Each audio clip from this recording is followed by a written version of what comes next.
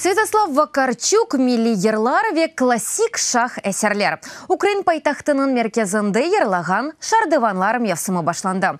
Былтыр оларны там реконструкциясы yapılған еді. Чешмелернің бірчок механизмы денаштырылды ве 18 акустик система 600 зиеді ярық диоды қошылды. Репертарыны Киев сәкенлері рейберу вастасынен сайлады.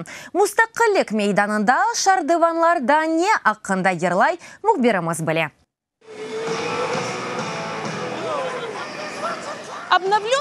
Репертуарда рок, классика, милинах, миллер буси, неджет бригада очок, зиманили Украин и раджасы көрсетілді. Аниточка, 12 фонтанчик? Аниточка, чешмеде эн чухнені бегенесін. Ярық сачханына. Балалар үшін бұл әрді импек мерақлы и жанлыдыр. Богемская рапсодия, я уже ее... Рапсодияны энді екіншісіне сейірітем айынклевы бойынча эн тесерледір. Эм жамаланыды ишітмек пек мүнін олдым, чүнки ой Евровидение ярышының халі бұдыр. Мария Дуня бойынча сияхат еті бір чоқ музыкалы шардываны көргенеді, ама мемниетле туған Киевіндеді оларға бақмаға келді.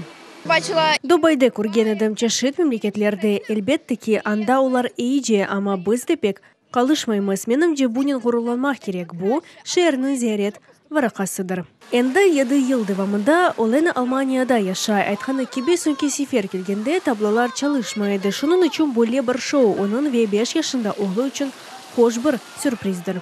Детский восторг. Бала и жаны евлят бақтлыдыр. Инанылмаз бір манзара. Реконструкциядан соң шардыванлар бар күчінен ойна башлады. Балабан таблада суғының ең yüksek ақымны 35 метрге еті. Күчік сөйлерді 15 метрге. Бұл кебе шоу майданда майыс айындан сентябрьге қадар ақшам вақтында көрсетілежек. Тамара Каноненко, Максим Градобык, ЮАТВ.